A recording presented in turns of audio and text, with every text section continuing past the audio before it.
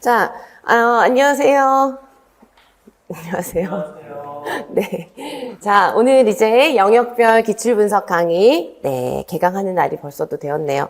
자, 이 강의는 여러분 뭐 강의 계획을 어느 정도 다 보고 오셨겠지만, 다시 한번 이제 강의마다 목표가 있고 초점이 있고 그렇기 때문에 여러분들이 그거를 잘 활용하시는 게 굉장히 중요합니다. 그냥 단편적으로 따라가실 게 아니라 강의를 이제 이게 긴 과정이잖아요. 우리가 12주죠.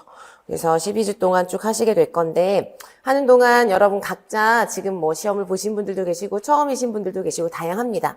그래서 여러분들이 이 강의를 이제 어떻게 활용할 건지, 그리고 이 강의를 진행하는 게 어디에 초점을 두고 있는 것인지, 이런 걸 좀 정확하게 파악하시고, 정확하게 이 강의를 최대한 활용하실 수 있는 계획을 세우시는 게 필요하겠죠.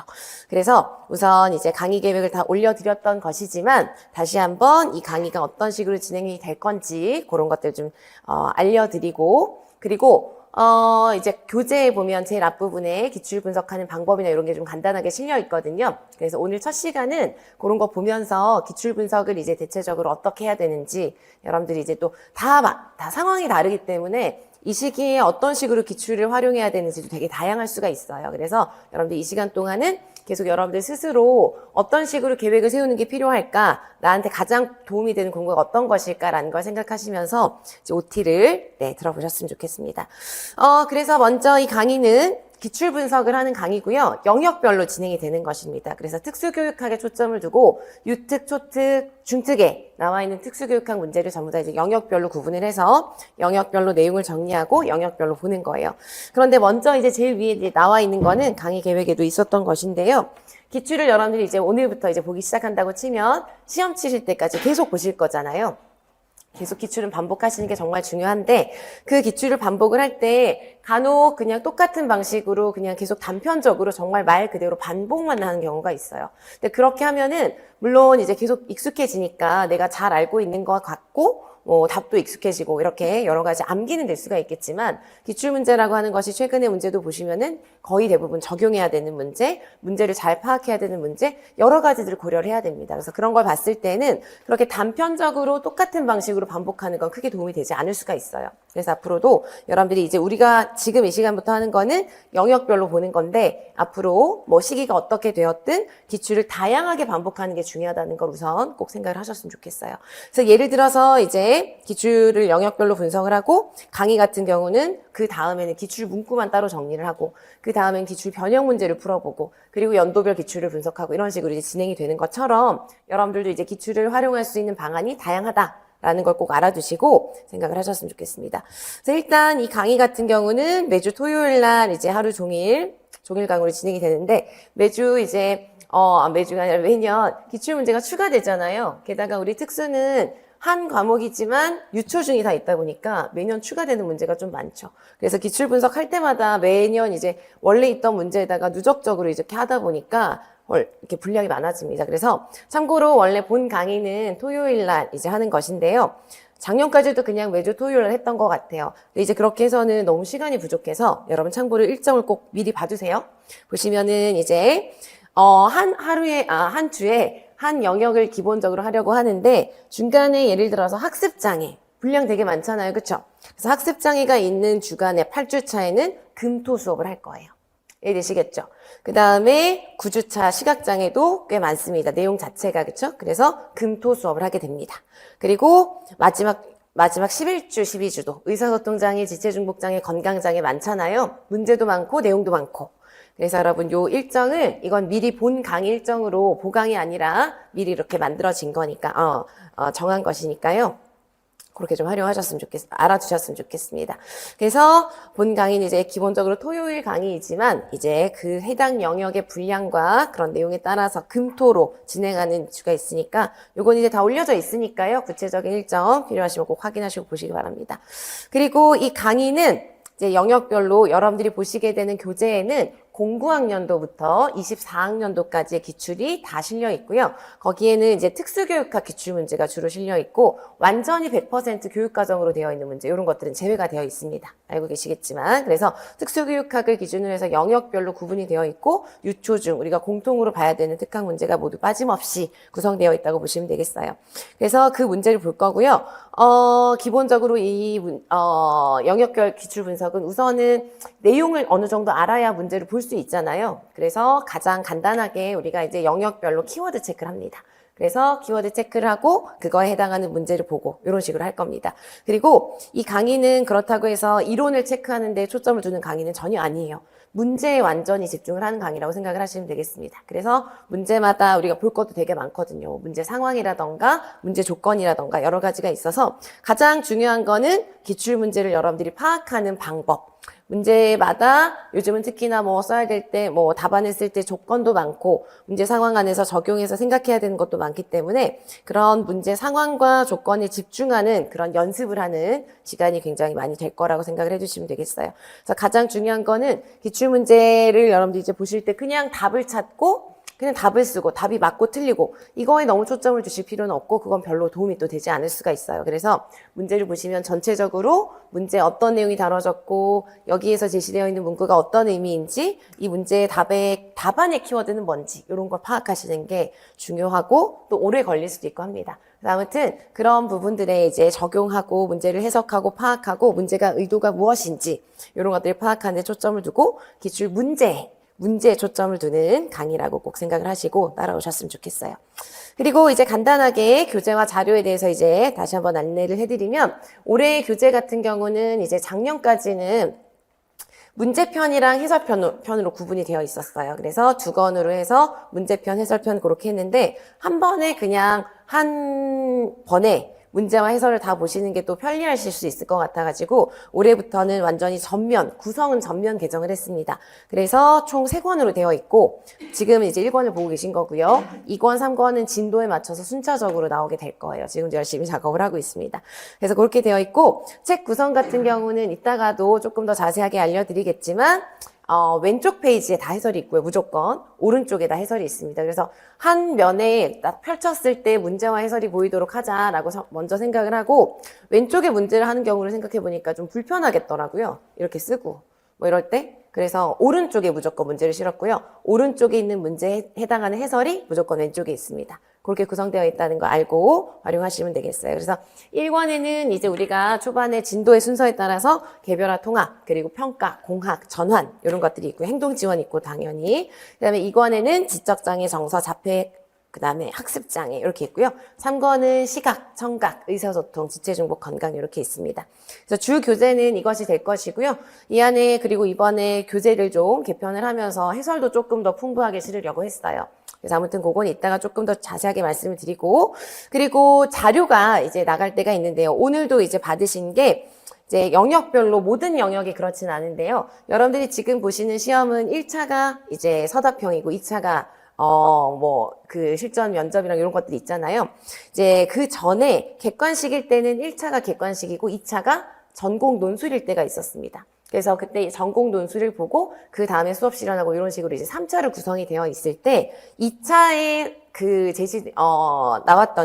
출제되었던 논술 문제가 있어요. 근데 그 문제 중에 지금 서답형이랑 이제 답안을 써야 되는 뭐 내용이나 이런 건 좀 다르지만 활용할 만한 문제들이 있는 것들이 있어요. 그래서 오늘도 나눠드렸는데요. 그런 식으로 2차 논술 문제 이런 것들이 부분적으로 해당하는 영역이 있으면은 나눠드릴 예정이고요. 그리고 영역별로 이제 최신 강론이 또 조금 나온 게 있습니다. 근데 뭐 최신 강론 제가 이제 뭐 크게는 좀 살펴봤는데 막 완전히 새롭거나 뭐 그런 건 아니지만 그래도 좀 새롭게 개정판으로 나온 것들이 조금 있어요. 그래서 그런 것들 중에서 필요한 내용은 영역별로도 나눠드리게 될 겁니다. 되시겠죠? 그래서 주교재랑 프린트 그렇게 구성된다는 거 보시고요. 그리고 이 강의랑 연계되는 특강은 법특강이나 뭐 점자 그리고 유아특수 선생님들 대상으로 유아특수 개론 특강 이런 것들이 있습니다. 그리고 일정 이렇게 진행이 되는 거예요. 자, 그래서 이거 대략적으로 이제 알려드렸고 가장 중요한 건 여러분들이 이제 영역별로 제대로 기출 분석을 하시는 거죠. 그래서 먼저 여러분 교재를 한번 보시면은요.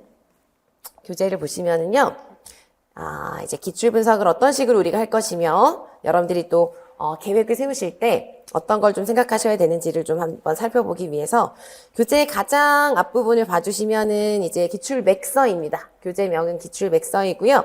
요거에 대해서 좀 소개를 해주고 있죠. 간단하게 좀 설명을 해드리면, 요거는 이제, 우리가 서답형 문제가 많잖아요. 그래서 이제 답안을 제가 써드린 건 전부 다 예시 답안인 거예요, 여러분. 그래서 기출 교재를 보실 때, 간혹 좀 잘못된 방식이 기출 교재마다 서답형에 대한 답안은 그게 절대적인 답안일 수가 없어요. 그렇지 않아요. 문장은 조금씩 바뀔 수도 있고 중요한 핵심 키워드가 중요한 것이지 그 문장을 똑같이 따라 쓴다거나 그걸 그대로 외운다던가 이런 것들은 별로 맞지 않은 방식입니다. 왜냐하면은 문제가 또 새롭게 나오고 조건이 달라지고 할 텐데 그 문장을 외우는 건 의미가 없는 것이죠. 그래서 이건 가장 이제 간결하게 제가 최대한 가장 키워드를 중심으로 해서 간결하게 예시 답안을 드린 거니까 여러분들이 만약에 답안을 쓰시고 이거랑 비교를 해서 보신다면은 의미가 맞는지를 보시면 돼요. 핵심 의미가 맞는지를 보시면 되는 거지 문장의 형태 자체가 막 서술어를 어떻게 했는지 막 문장의 모양 자체가 같냐 아니냐 이거는 중요하지 않다라는 거죠. 그래서 그런 거 이제 보시고 그래서 기출 맥서 같은 경우는 최대한 이제 오류 없이 정확하게 분석을 해서 그것을 반영해서 간결하게 예시 답안을 제시하는 것에 이제 초점을 뒀습니다. 그래서 그런 것들 이제 파트는 설명을 해드린 거고요. 그 다음 이제 보시면은 교재에 대해서도 이제 앞으로 여러분들이 쭉 보실 거니까 좀 말씀을 드릴게요. 죄송해요, 여러분. 얘가 자꾸 어쩔 때 반응을 할 때가 있어가지고. 네. 이거 그냥 신경 쓰지 마시고, 이거 어떻게 혹시 끝인지 아시는 분? 이거는 활성화를 안 해놔야 되나? 설정해서? 네. 알겠습니다. 아무튼 여러분, 기출맥서 활용법을 보시면은, 이제 교재에 보면은 이제 객관식 문제랑 서답형 문제랑 이런 게 다 있잖아요. 그래서 정답 및 예시 답안 이렇게 되어 있는 부분이 있어요. 그래서 여기는 이제 예시 답안 이렇게 나와 있고 객관식이면 객관식 문항이 이제 답으로 나와 있고 하겠죠. 그 다음에 이제 알찬 지문풀이라는 부분이 있습니다. 그래서 여러분들이 알고 활용하셨으면 해서 이제 알려드리는데요. 여기는 보통 객관식 문제 보면 지문이 있죠. 번호가 있어요. 그럼 거기에 틀린 게 있고 맞는 게 있죠. 틀린 게 있으면 그 틀린 부분이 왜 틀렸는지 틀린 부분을 고쳐두고 뭐 봐야 되는 부분을 이제 뭐 설명해두고 한 부분이에요. 그래서 여러분들이 이제 이거는 우선 바로 보시기보다는 먼저 보시고 요걸 이제 확인하는 차원에서 활용하시면 좋을 것 같아요. 그래서 요거 이제 활용하시고요. 그 다음에 문제마다 어떤 경우에 뭐 그래프를 주기도 하고 대화 내용을 주기도 하고 문제 안에 어떤 지문은 보기는 아니지만 그 상황 안에 중요한 키워드나 이런 의미가 있는 문구들이 있을 때가 있어요. 그래서 그런 것들은 문제 속 자료 분석이라고 해서 메뉴를 따로 만들어 놨습니다. 그 다음에 관련 이론을 정리해서 제시한 게 있고요. 그 다음에 요즘 여러분들도 잘 아시겠지만 서답형은 특히나 가장 중요한 게 답을 잘 쓰시는 겁니다. 내가 아무리 통으로 다 외우고 있고 뭐 문제를 아무리 많이 받고 뭐 다 알고 있어요. 그래도 결국 문제를 잘 파악해서 그거에 맞는 답을 쓰지 못하면 채점을 받을 수가 없죠. 그래서 모든 문제가 그렇진 않지만 어떤 문제들은 답을 정확하게 잘 써야 되고 이 답을 쓸 때 특히 이걸 좀 주의할 게 있다. 그런 문제가 가끔 있더라고요. 그래서 그런 것들은 고득점 답안 비법으로 정리를 몇 가지를 좀 해놨어요. 그래서 이거는 있는 것도 있고 없는 것도 있고 그렇겠죠. 그 다음에 해설마다 가장 왼쪽 윗부분에 보시면 핵심 테마가 이제 정리가 되어 있습니다. 그래서 요즘 문제들은 여러분 아시겠지만 한 문제에 하나의 주제만을 가지고 내는 경우는 거의 없습니다. 그래서 한 문제에 여러 가지 이론적인 테마가 있어서 요거는 여러분들이 나중에 기출을 반복하시면서 이번에는 뭐 예를 들어서 기출에 나온 출제 영역만 그냥 빠르게 한번 훑어야 되겠다. 그럴 때 이 핵심 테마만 보면서 인출을 하신다던가 이렇게 활용하시면 좋을 것 같아요. 그렇습니다. 그 다음에 또 하나는 이걸 좀 봐주셨으면 좋겠는데 원래 제가 영역별 기출 분석 강의할 때 매번 아마 강의를 시작할 때 몇 번 이런 식으로 막 표시를 해드렸어요. 그래서 그거는 답안 작성 연습해보세요라고 이제 따로 제가 얘기를 해드렸었거든요. 근데 그거 이제 뭐 매번 했지만 그냥 아예 교재에다가 표시를 하자. 그래서 여러분 문항마다 연도가 나와 있고 그 아래 이렇게 답안 작성이라고 제가 표기를 해놓은 문제가 있거든요.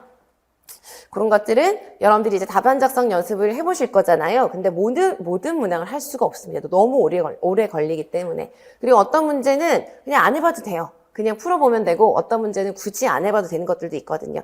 그래서 여러분들이 꼭 이 문제는 답안 작성 연습을 해보시면 좋겠다. 라고 생각이 드는 걸 표기를 해놨으니까 이런 표기가 있는 것은 그렇게 알아보시고 연습을 해보셨으면 좋겠어요. 자, 그래서 이제 교재가 어떻게 구성되어 있는지 조금 더 이제 보셨고요.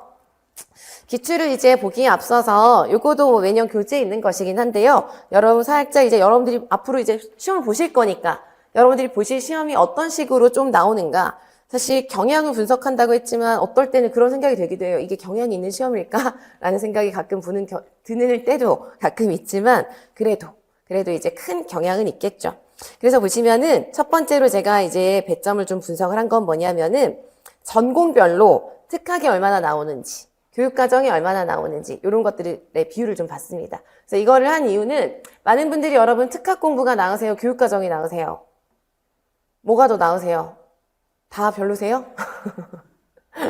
그래도 특학이 좀 더 낫지 않으신가요? 교육과정은 단수 남기잖아요. 그래서 교육과정은 정말 모두가 정말 어떻게 하면 덜 할 수 있을까 막 이런 걸 정말 많이 생각하시죠. 그죠? 그리고 별로 좋아하지 않으시죠. 왜냐면 그냥 외워도 또 까먹고 끝도 없이 외워야 되고 끝까지 외워야 되고 그런데 또 까먹고 어디까지 해야 될지도 막 막막할 때도 있고 그쵸? 그러나 여러분 이제 이걸 보시면은 유특, 초특 이건 이제 3개년 최근 3개년의 비율을 이제 한 건데요. 보시면은 교육과정이 뭐 이건 아예 고시문에 나와 있습니다. 고시되어 있어요. 그래서 공고문에 이제 나와 있는 것이죠. 그래서 교육과정은 나오게 되어 있다. 그러니까 전공별로 차이는 있지만 중등 선생님들도 꼭 보세요, 여러분. 중등 선생님들도 보시면은 딱 교육과정만 이제 통으로 나온 거 정확하게 나온 거 그런 것들을 세어봤을 때 7점, 6점, 6점 막 이런 식이거든요. 뭐 대부분 특학이네 라는 생각을 하실 수 있겠지만 여러분 아시겠지만 소수점으로 정말 당락이 좌우되고 1점, 0점 몇 점 이런 게 정말 너무 커요. 그렇기 때문에 이걸 정말 그냥 쉽게 보시면 안 됩니다. 그래서 아무튼 이걸 한 이유는 우리는 이 강의를 통해서 특학에 초점을 두고 열심히 공부를 할 거지만 교육과정 정말 열심히 하셔야 된다. 라는 거 좀 꼭 보시라고 이제 이런 걸 이제 해봤어요. 그 다음에 특히 초등특수 선생님들은 교육과정 비중이 또 높죠. 초과정 때문에 너무 힘드시고 하시지만 또 보시면은 기본교육과정도 많이 나옵니다. 그래서 이제 뭐 이게 좀 매년 딱 배점을 정해놓고 나오면 그래도 좀 나을 것 같지만 그렇지도 않고 매년 좀 다르긴 하지만 이제 초등특수 선생님들은 진짜 이제 특학이 거의 대부분이 절반 이상을 차지하긴 하지만 교육과정 진짜 중요하다 이렇게 보시고 네. 아무튼 전공별로 좀 이제 경향의 차이는 있지만 이런 게 있다는 거 이제 참고로 보셨으면 좋겠어요. 그 다음에 여러분 다음 페이지로 넘어가서 보시면 이건 제가 뭐를 좀 이제 한번 파악을 해봤냐면은 여러분들이 이제 기출을 보다 보면은 문제를 풀다 보면 이런 생각이 들 때가 있어요. 아, 내가 이렇게 좀 공부를 해야 되겠구나. 기출을 풀다 보면 내가 막히는 게 생기고 어려운 게 생기잖아요. 그러면은 여러분들이 생각하셔야 되는 거는 아, 내가 이런 부분에서 이 공부가 조금 잘못됐으니까 빨리 이렇게 좀 고쳐서 공부해야 되겠구나라는 전략을 생각하셔야 되거든요. 그럴 때 이제 여러분들 보면은 많이 막히는 경우가 뭐냐면은 그냥 단순하게 외워서 쓰는 문제는 외우면 되니까 괜찮아요. 그런데 다 외웠는데 다 알긴 그 이론은 아는데 문제가 안 풀리고 답을 써도 안 써지고 그런 건 또 어딘가에 문제가 있는 것이거든요. 그래서 아무튼 그런 걸 좀 이제 파악하기 위해서 우리가 그렇다면 그렇게 좀 우리가 어렵다고 많이 느끼는 적용력이나 답안 작성 능력이 중요한 그런 문제들은 전체 중에 얼마나 될까 이런 걸 좀 생각해 보시는 것도 좋을 것 같아서 대략적으로 한번 파악을 해봅니다. 매년 제가 그냥 해보는 거거든요. 그래서 이거는 사실 관점에 따라 이 문제는 암기 문제인데? 라고 할 수도 있지만 그냥 제 기준으로 제가 봤을 때 단순 암기가 아니라 문제를 해석하고 그거에 맞게 적용을 해서 써야 되는 문제의 비중을 한번 따져봤더니 여러분 제가 본 기준이지만 전체 중에서 거의 70%는 적용력을 요하는 문제라고 저는 보였어요. 물론 답 자체를 간단하게 용어로 쓰는 문제도 있고 간단하게 쓰는 문제들도 있고 하죠. 그러나 어쨌든 그 문제 자체를 파악하고 정확한 답을 파악하기 위해서는 적용을 해서 생각을 해야 되는 그런 문제들, 그런 것들이 올해도 유초중 할 것 없이 거의 70%죠. 70%. 그렇다고 해서 모든 70%의 문제가 굉장히 어렵게 적용을 해야 되는 건 물론 아니지만 아무튼 기본적인 적용력이 중요하다는 거예요. 작년에도 보시면은 이렇게 좀 구성이 되어 있고요. 재작년에도 22학년 때에도 보시면은 거의 다 65에서 68 이렇게 비슷하게 되어 있는 것 같아요. 제가 일부러 전혀 이걸 맞추려고 생각하지 않고 그냥 매년 그냥 새롭게 보거든요. 근데 뭔가 이렇게 비슷하게 보이더라고요. 그래서 대략 한 70% 좀 안 되게는 거의 다 단순 암기 문제는 아니고 적용을 해서 쓰셔야 되는 문제들이구나 라는 걸 좀 파악할 수 있었습니다. 그러니까 여러분 적용력을 요하고 답안 작성을 잘해야 되는 문제를 잘 풀려면 어떤 공부를 해야 될까요? 어떤 식으로 공부하는 게 중요할까요? 이해를 하고 공부를 하셔야 되는 거예요. 모든 내용을. 그냥 보시는 게 아니라 이해를 기반으로 해서 알고 외우고, 알고 정리하고 하셔야 됩니다. 그런데 이제 많은 이제 분들이 점점 할 것이 많아지고 점점 이제 그러다 보니까 어려워지고 하면은 그냥 외워버리자. 이런 식으로 하는 경우가 좀 있으시거든요. 그렇게 하면 결국 외울 수는 있죠. 하지만 문제를 풀지 못하는 경우가 있을 수가 있어요. 그래서 여러분 이런 문제 비율을 보면서도 내가 다시 한번 이론을 반복하고 하실 거잖아요. 그 과정에서 꼭 정확하게 내가 어떤 걸 이해했고 어떤 걸 이해하지 못했는가라는 걸 파악하면서 봐야 되겠다라는 걸 좀 생각하셨으면 좋겠어요. 자, 그 다음에 또 하나는 뭐냐면은 이제 요즘 특히 중등특수 선생님들은 느끼실 텐데 최근에 문제를 보면은 조금 중등특수가 조금 새로운 문제들 그동안 나오지 않았던 것이 나오는 그런 문제들의 비율이 조금 높은 편이었어요. 최근에. 그래서 그걸 또 좀 분석을 해봤습니다. 그래서 최근에 근데 사실 제가 뭐 늘 말씀드리는데 여러분 고득점 하셔야 되잖아요. 고득점 하려면은 제일 중요한 건 늘 나왔던 걸 정확하게 보시는 거예요.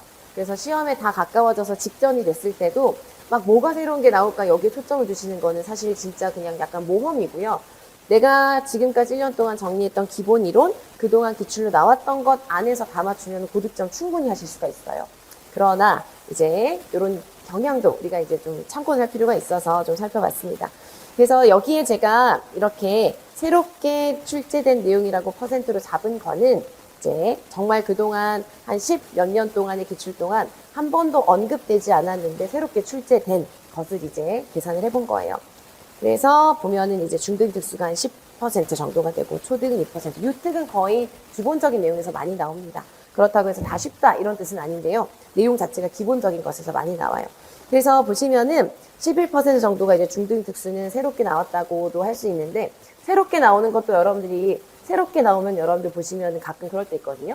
새롭게 나오면 무조건 지엽적이다. 이렇게 지엽적인 거 나왔다 이러실 때 있는데 물론 지엽적인 게 나올 때도 있지만 새롭게 나왔지만 그동안 안 지엽적인데 안 나왔었던 것일 뿐인 것들도 있어요.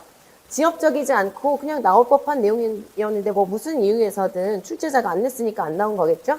그동안 지엽적이지 않았지만 그냥 안 나왔을 뿐인 내용이 나온 것들도 있어요. 그래서 여러분들이 간혹 새롭게 나온 것 자체를 무조건 지엽적인 게 막 새롭게 나왔다. 뭐 이런 식으로 파악하시는 건 또 제대로 파악하는 게 아닐 수가 있습니다.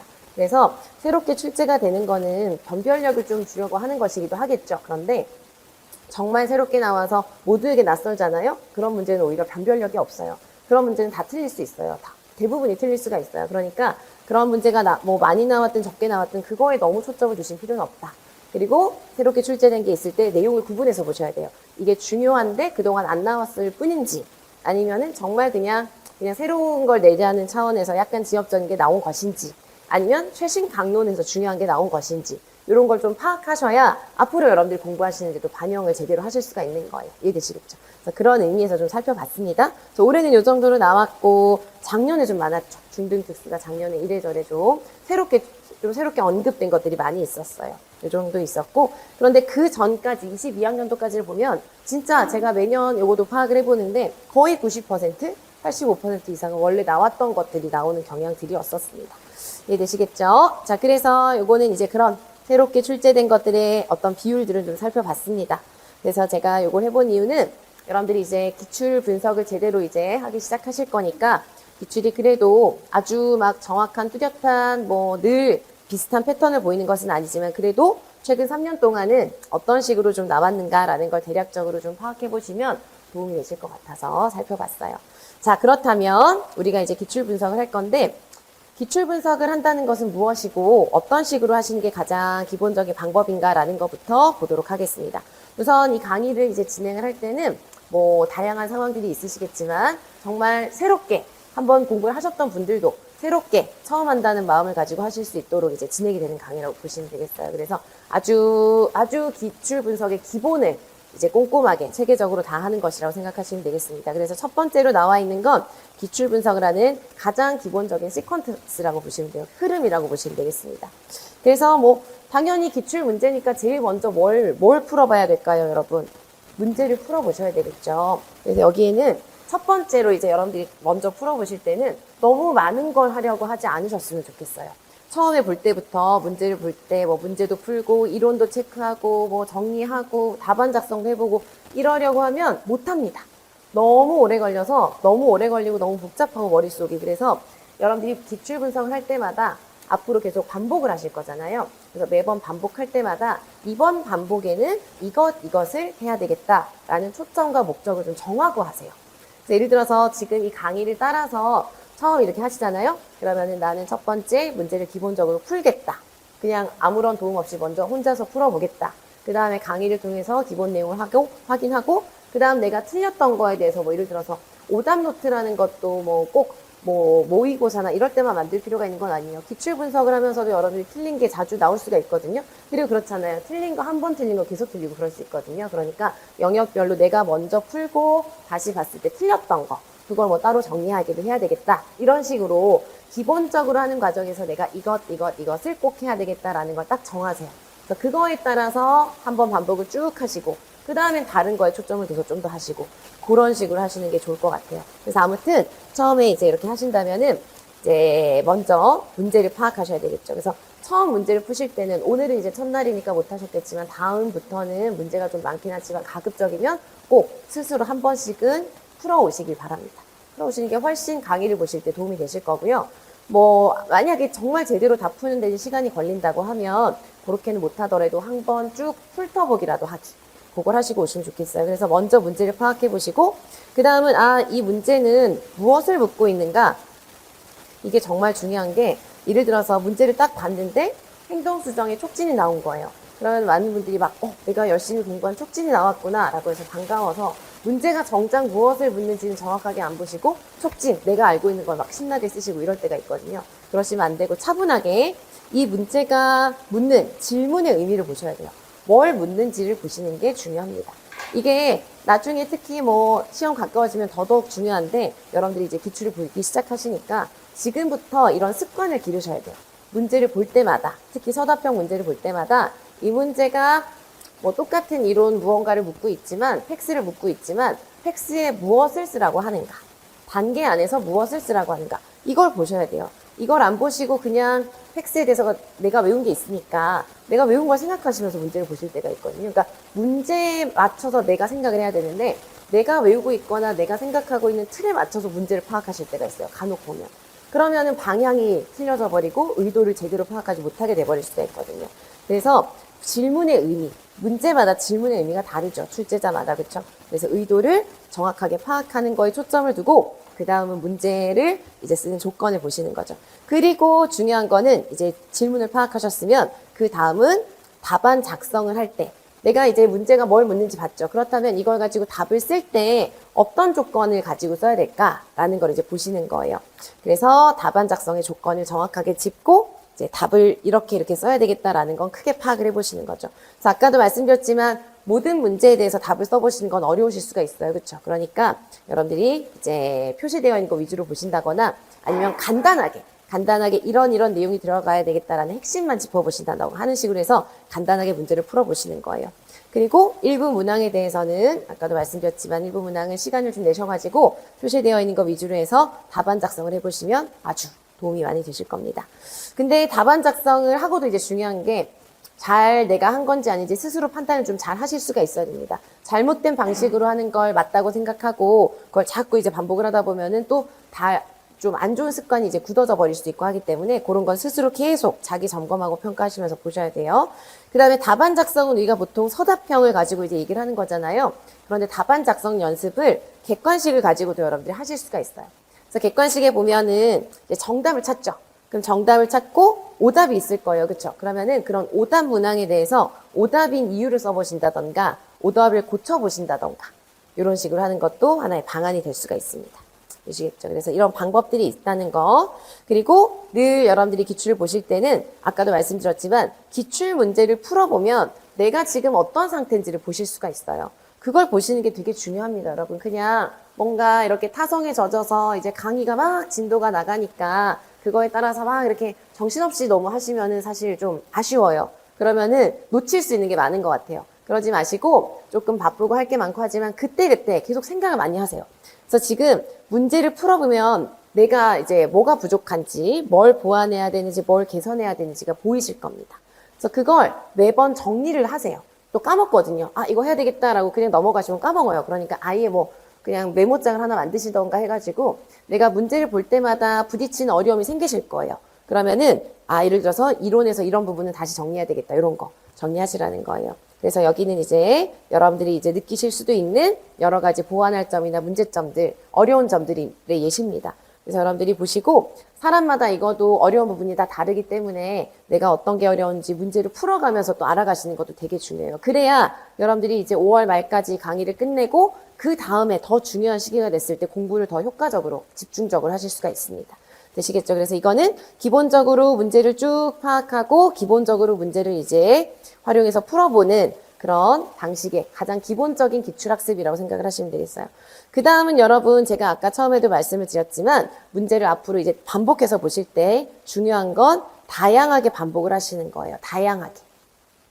그냥 매번 이제 문제 풀 때마다 또 문제 풀고 체크하고 뭐 채점하고 그 다음에 뭐 다시 고치고 이렇게만 하실 게 아니라 처음에 여러분 요건 이제 제가 예시를 들어서 사이클을 만들어 놓은 건데 처음에 문제를 풀어봤다. 그러면은 문제를 풀고 답안 작성해보고 뭐 오답도 정리하고 하죠. 그리고 내가 정리한 자료에다가 뭐 좀 추가 보완하고 이런 거 하겠죠. 그리고 나중에 만약에 뭐 시간 여유가 있거나 아니면 이게 좀 필요하다고 생각이 들면 문학마다 예를 들어서 우리 문학마다 출제 테마 있었잖아요. 그런 거 보면서 그 출제 테마마다의 키워드를 정리한다던가 확인한다던가 아니면은 내가 정리하고 있는 단권화 책이라던가 서브에다가 기출 문제 보면서 중요한 내용들 옮겨 적어서 한 번에 정리한다던가 이런 식으로 하는 걸 또 한 번의 반복 사이클에서 초점을 두고 하실 수도 있는 거고요. 또 하나는 아예 기출에 나온 답안 말고요, 여러분. 기출 문제 우리가 보면서도 앞으로 쭉 체크를 할 건데 기출 문제 상황 자체에 아주 중요하고 핵심적으로 잘 나와 있는 표현들이 있어요. 이론적인 문구들. 그런 것들을 따로 정리하는 것도 하나의 좋은 방법이 될 수가 있습니다. 그리고 어떤 시기에는 답안 작성 연습만 집중적으로 하시는 거예요. 그래서 이것도 이제 많이는 하실 수, 모든 우리 문제가 엄청 많기 때문에 그걸 다 하실 수는 없지만 되게 적용이 중요하고 답안을 진짜 좀 잘 써봐야 되는 문제들이 있죠. 그래서 그런 것들을 좀 선별을 해서 예를 들어서 나는 뭐 영역별로 20문제씩 해보겠다. 나는 영역별로 10문제씩이라도 해보겠다. 이런 식으로 해서 아니면 여러분 이런 것들은 어떤 식의 방법도 괜찮냐면 우리가 어떤 공부를 할 때 한 가지를 한 시기에 막 몰아서 하려고 그러면 그게 더 부담이 되고 어려울 수가 있어요. 그래서 실천만 하면은 정말 좋은 방법이 뭐냐면 매일 조금씩 반복을 하시는 거예요. 그래서 여러분들이 만약에 매일 그냥 한 문제만 하자. 답안 작성을. 그렇게 하면 여러분 한 달이면 몇 문제 해요? 30문제. 우리가 강의를 하는 동안 이것도 좋은 것 같아요. 그래서 가끔 보면 그런 목표를 가지고 하시는 분들이 계시거든요. 그래서 여러분들도 영역 상관없이 그냥 해보는 거예요. 이걸 막 너무 복잡하게 계획 세우실 게 아니라 그냥 나는 무조건 하루에 한 문제는 답을 써보겠다. 그래서 그게 막 얼마가 걸리든 무조건 예를 들어서 뭐 자기 직전에 아니면 눈 뜨자마자 아니면 점심 먹고 직후에 이렇게 패턴이나 루틴을 정하셔가지고 무조건 하루에 한 문제씩 써보자. 잘 써지든 못 써지든 상관없어요. 그걸 하는 것 자체가 되게 도움이 되실 거예요. 그런 식으로 해서 답안 작성을 이제 한 번의 반복 사이클에서 집중적으로 하시는 것도 방법이 되지만 여러분들 각자의 상황에 따라서 막 몰아서 한 번을 또 하는 게 부담이 되시면은 그냥 조금씩 아니면 매일 하는 게 어려우면 일주일에 3번. 일주일에 3문제도 좋아요. 뭐든지 좋아요. 그런 식으로 조금씩 하는 게 여러분 진짜 그게 모이면 엄청난 그런 내공이 쌓이는 기회가 되실 수가 있어요. 그래서 아무튼 그런 방법도 생각해 보시면서 답안 작성을 하는 거 자체를 하나의 중요한 과정으로 꼭 포함을 시키는 게 중요할 것 같아요. 그래서 나중에 이제 하반기에 보면은 첨삭도 하고 그럴 때 보면은 다 너무너무 열심히 1년 내내 공부하시고 그러는데 마지막에 보면 답안 작성이 조금 아쉽고 이럴 때가 있어요. 근데 이 답안 작성을 하는 것 자체가 단기간에 벼락치기로 고쳐지기는 힘들거든요.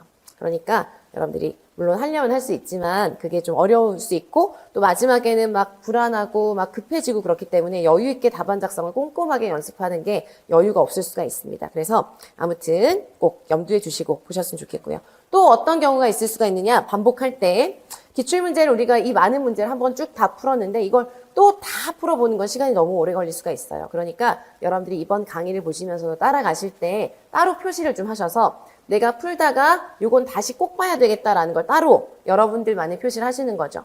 그래서 다음에 반복하는 어떤 사이클에는 그 표시한 문제만 보시는 거예요. 그런 식으로 해서 반복을 한번 하는 것도 또 한 번의 반복이 되는 것이죠.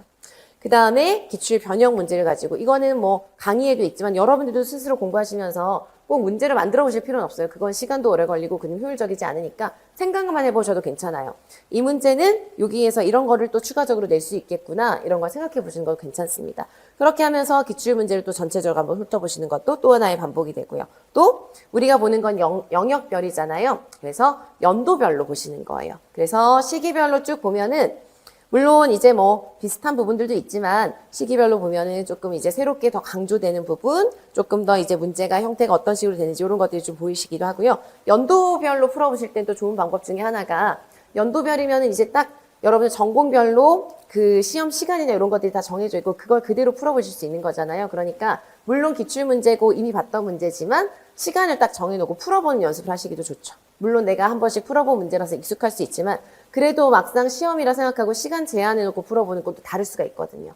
그래서 그런 식으로 연도별 기출도 다양하게 활용하실 수가 있습니다. 그래서 여러분 이거는 제가 이 순서대로 하세요가 아니라 이런 다양한 방식이 있으니까 여러분들은 일하시는 선생님들도 계실 거고 올인한 선생님들, 학교 다니는 선생님 다양합니다. 그래서 뭐 초수이신 선생님, 여러 번 하신 선생님 다양해요. 그러니까 내가 생각했을 때 나는 이 시기의 기출을 어떤 식으로 볼 것이냐라는 걸 크게 좀 생각을 해서 앞으로 시험 볼 때까지 기출을 크게 어느 정도 반복할 것인지 그리고 매번 할 때마다 대략적으로 어떤 식으로 다양한 반복을 해야 되겠다라는 걸 좀 생각을 해두시고 계획을 세워보셨으면 좋겠고요. 그 계획은 여러분들이 또 영역별 기출 분석 하시다 보면은 언제든 바뀔 수 있어요. 그때 개선하시면 됩니다. 되시겠죠? 자, 그래서 여러분 이제 그냥 기출을 다양하게 반복하는 방법을 이제 보여드렸고요. 그 다음에 이제 우리가 앞으로 이거는 그냥 간단하게만 이런 게 있다는 것만 짚어드릴게요. 왜냐면 이제 문제를 바로 보실 거니까, 곧 보실 거니까, 보면서 또 계속 말씀을 드릴 거니까, 여기에 제가 뭘 해놨냐면은 기출문제 유형별 전략을 좀 써놨어요. 그래서 여러분들이 이제 앞으로 기출 분석을 하실 때, 여러분들이 이제 보시게 되는 문제가 어떤 게 있나요, 여러분? 객관식 문제도 있습니다. 그죠? 그 다음에 우리가 요즘 여러분들이 보시는 시험 우리가 무슨 형이라 그러죠?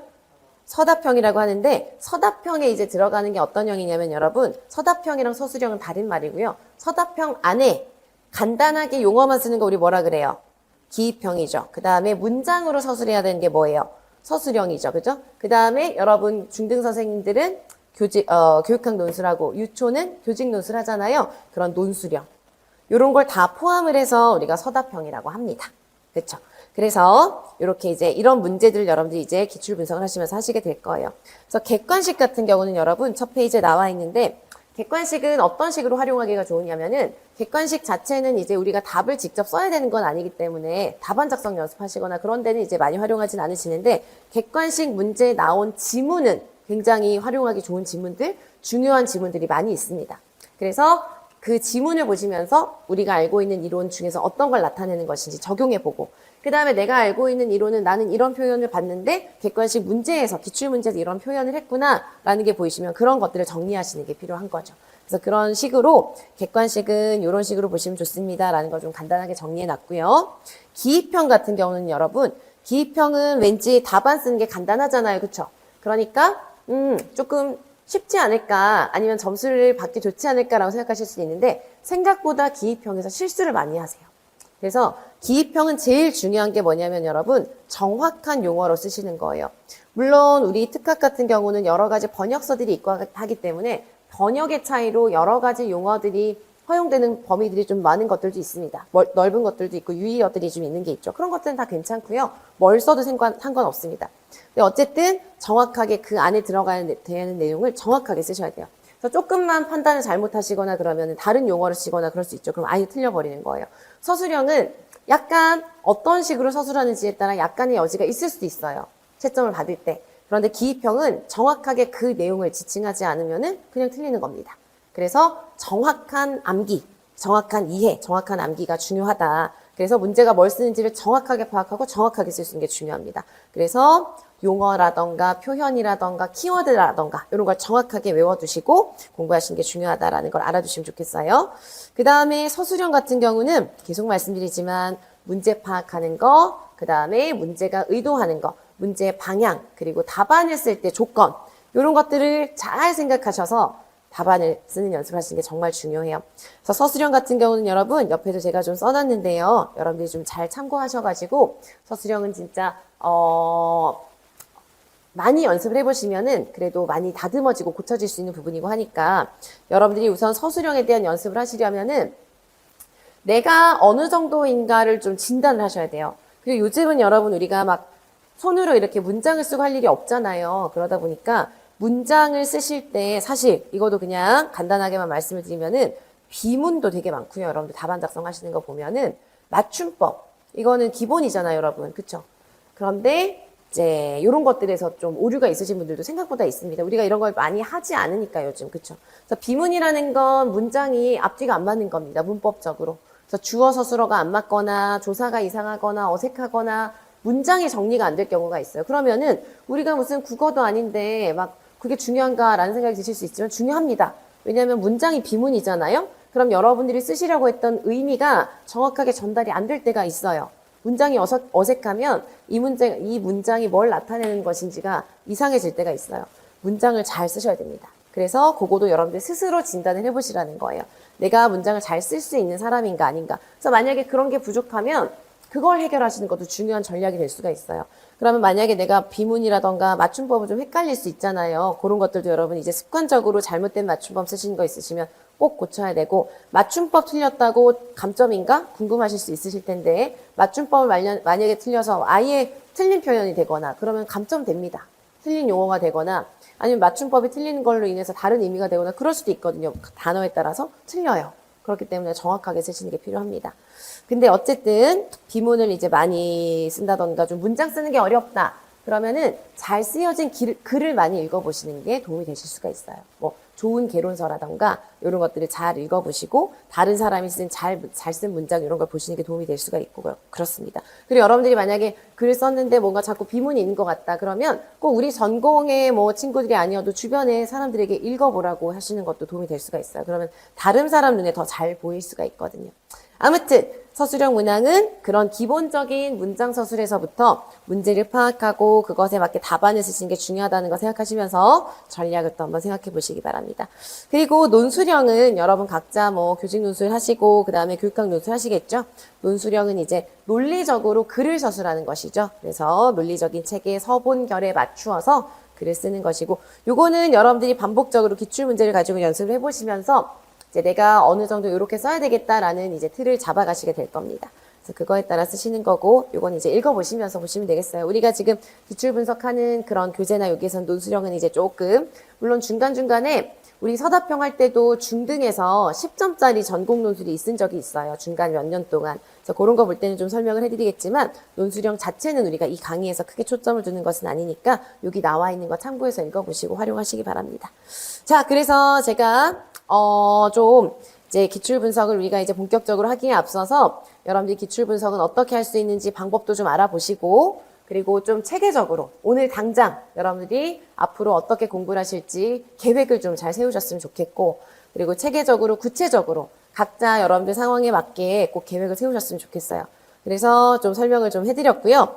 그 다음에 자료로 하나 나눠드린 거 이거는 이제 올해 기본이론 때도 이제 나눠드렸는데 강의를 빠짐없이 중간에 빠뜨리는 거 없고 그 다음에 직강 선생님들은 결석하지 않으시고 인강 선생님들도 이제 계속 미루거나 하는 거 없이 쫓아오셨으면 좋겠다라고 해서 그냥 간단한 플래너를 드린 겁니다. 기본 이론 할 때 제가 훨씬 두껍게 드렸었거든요. 그때 막 진도별로 해가지고 막 이렇게 두껍게 드렸는데 제가 가끔 이제 인강 선생님들이랑 상담하거나 그러면 그걸 꼼꼼하게 활용하시는 분들도 계신데 제가 다시 보니까 좀 그렇게까지 너무 세부적으로 했나 싶어가지고 조금 줄였어요. 이번에는. 그래서 크게 매주 강의마다 여러분들이 좀 간단하게 체크해 보실 수 있도록 했습니다. 그래서 필요하신 분들 활용하시면서 강의 따라오시면서 간단하게 이게 바로 우리가 자기 점검하는 거잖아요. 그래서 내가 자기 점검을 하는 것 자체가 내 행동을 더 이제 하도록 강화시키는 그런 수단이 될 수가 있죠. 그래서 그런 것으로 그냥 간단하게 가볍게 보시면서 체크를 해보시고 첫 페이지에 이제 넘겨보시면은 여러분들 요거도 한번 정리를 꼭 해보시기 바랍니다. 나는 이 강의가 진행되는 동안 제일 중요하게 이 강의를 하는 동안 정말 내가 꼭 해야 되는 게 뭘까? 목표를 꼭 세우세요. 그래서 내가 해야 되는 구체적인 목표. 그냥 강의 수강하기, 뭐 열심히 하기 이런 거 말고 정말 구체적인 거. 그리고 혹시 이 중에서 이제 시험을 보시고 다시 보시는 분들은 정말 또 다시 보셔야 되는 게 내가 뭘 보완해야 되는지를 정말 정확하게 보시고 그걸 개선하는 공부를 하셔야 돼요. 다시 하신 선생님들은. 그래서 이제 뭔가 좀 다시 해야 된다는 건 이제 뭔가 좀 아쉬운 부분이 있는 거죠. 부족한 부분이. 내가 왜 더 훨씬 더 고득점을 하지 못했을까라는 걸 생각하시면서 그걸 꼭 생각해 보시고 그걸 보완하기 위해서 기출문제를 볼 때 뭘 해야 될까를 꼭 생각하셔서 구체적으로 내가 기출 분석할 때 이거를 꼭 해야 되겠다라는 걸 꼭 정리해 보세요. 그래서 그 과정에서 잘 모르시겠거나 뭐 그러면 언제든지 인강 선생님들은 뭐 카페에 물어보셔도 되고 직강 선생님들은 언제든지 얘기를 같이 해보셔도 좋을 것 같습니다. 그래서 아무튼 그래서 이걸 나중에 이제 12주가 끝나고 이제 딱 보면은 이제 또 이제 뭐 약간 반성도 하게 되고 그렇게 되겠죠. 그래서 그런 용도도 될 수 있고 하니까 꼭 구체적으로 나에게 뭐가 필요할까를 꼼꼼하게 생각해 보세요. 대충 그냥 이렇게 생각해 보지 마시고요. 정말 꼼꼼하게 체계적으로 생각해서 정리를 꼭 한번 해보시기 바랍니다. 그리고 그 아래에는 이제 제가 크게 주차별로 요건 이제 우리 12주의 과정입니다. 그래서 3주차, 4주차는 다 행동지원이라서 그냥 이렇게 해놓은 거 알아보시겠죠. 그래서 기본적으로 제 바람은 제가 요 정도는 하셨으면 좋겠다라는 강의에 따른 것은 여러분 일단 미리 풀어보셨으면 좋겠어서 체크하시라고 했어요. 그 다음에 강의 당연히 집중해서 수강하셔야 되겠죠. 그 다음에 기본적인 복습을 하셔야 되고요. 요거도 여러분 지금 오늘 이제 시작하시면서 꼭 정리하셔야 되는 게 복습하는 방법을 꼭 결정을 하세요. 방법.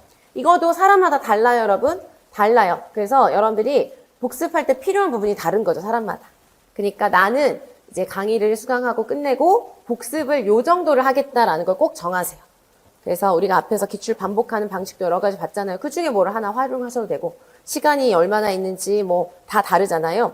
그래서 예를 들어서 다시 한번 문제를 훑어보면서 뭐 예를 들어서 틀렸던 걸 다시 풀어보겠다던가 아니면은 뭐 보던 중에 어려웠던 이론을 다시 보겠다던가 아무튼 구체적으로 이거도 내가 영역별로 강의를 끝내고 복습을 이렇게 하겠다라는 구체적인 방법을 꼭 정하셔서 매주 복습을 꼭 하셔야 됩니다. 꼭. 강의는 여러분 복습하지 않으면 진짜 별로 의미가 절반으로 줄어드는 것 같아요. 그냥 절반은 그냥 흘러가 버리는 것 같아요. 그러니까 하시고 그 다음에 복습은 복습이고요. 체계적인 어떤 자료 정리를 또 추가적으로 하실 수 있을 거예요. 예를 들어서 아까 말씀드린 대로 뭐 기출문제에서 내가 자꾸 틀리는 오답 노트를 그냥 따로 한번 만들어 본다던가 아니면은 내가 기본 이론 계속 이어서 하시는 분들도 많이 계실 거고 기존에 있던 자료가 있다던가 하실 거예요. 그러면 내가 정리한 자료에 기출을 반영한 다시 한번 체계적인 자료 정리를 하는 거라던가 뭔가 자료로 정리를 해주셔야 됩니다. 그 자료를 계속 정리해 나가면서 줄여 나가면서 정리하면서 그게 공부하는 과정이 되고 마지막에는 압축된 자료를 보시면 되거든요. 그래서 아무튼 마지막에 자료 정리는 조금 이제 매주 다 하기가 좀 어려우실 수 있어서 요거는 좀 진도나 뭐 일정이나 이런 걸 조금 다르게 잡으실 수 있지만 진짜 여기까지는 요 정도까지는 미리 문제 풀고 강의하고 강의 보시고 체계적으로 정확하게 복습 꼼꼼하게 하시는 것까지는 매주 어떻게 하셨는지 매주 확인하세요. 매주 스스로 확인하시고 체크하시면서 보시면 좋겠습니다. 그 다음은 이제 매주 주차별로 이제 이렇게 좀 정리를 여기는 이제 뭐 강의 우리 한 강씩 있잖아요. 그쵸? 쉬는 시간을 기준으로 해서 그래서 그거 할 때마다 매 시간마다 여러분 이런 것도 좀 귀찮으실 수 있지만 습관이 되면은 되게 도움이 되실 수 있어요. 매주 매 시간 있죠. 매 시간. 보통 저는 뭐 60분 하는데 좀 길어지면 90분 하기도 하고 옛날에는 좀 너무 길게 해서 다들 힘들다고 많이 호소를 하셔가지고 이제 60분 정도를 맞추려고 하는데 어쨌든 그 정도로 매 한 강이 있잖아요. 그때마다 끝나자마자 이거 좀 너무 어렵다. 이런 거 바로 적어두시잖아요. 그거 자체도 되게 도움이 되실 수가 있어요. 안 까먹고. 그렇게 다시 한번 이번 시간에 한 거 중에 나 이거 되게 모르겠다라는 거 미리 그냥 체크 하나 해두시는 것 자체가 그게 한 번에 반복이 또 될 수가 있거든요. 기억에 남고. 그래서 나중에 그거 했으면 이제 체크하시고 그 다음에 내가 그 매 강의마다 얼마나 열심히 집중적으로 했는가 졸았는가 이런 거 그냥 체크해 보시라고 이렇게 마련해 드렸습니다. 그래서 이거는 이제 매 주차별로 이렇게 그냥 한 페이지마다 주차별로 이렇게 체크하시도록 했어요. 간단하게. 그렇게 만들어진 거니까 여러분 필요하시면 활용하시면 되겠습니다. 필요하신 부분에 따라서. 자, 좋습니다. 그래서 기본적으로 이제 강의에 대해서 안내도 해 드렸고요. 이제 뭐 안내해드릴 거 다 해드린 것 같아요. 그래서 여러분 아무튼 마지막으로 꼭 지금 그냥 제가 뭐 이것저것 쭉 그냥 설명을 해드렸는데 이제 본격적으로 시작하기에 앞서서 꼭 계획, 구체적으로 계획 꼭 세워보시고요. 그 과정에서 좀 헷갈리거나 어렵거나 고민되시거나 그러면 언제든지 얘기하시면서 같이 해결하셔서 여러분들 12주 동안 진짜 열심히 하셔서 정말 알차게 공부하셔가지고 기출 정말 제대로 공부하는 시간이 되셨으면 좋겠습니다. 여기까지 안내를 해드리고요. 잠깐 쉬었다가 이제 진도 나가도록 하겠습니다.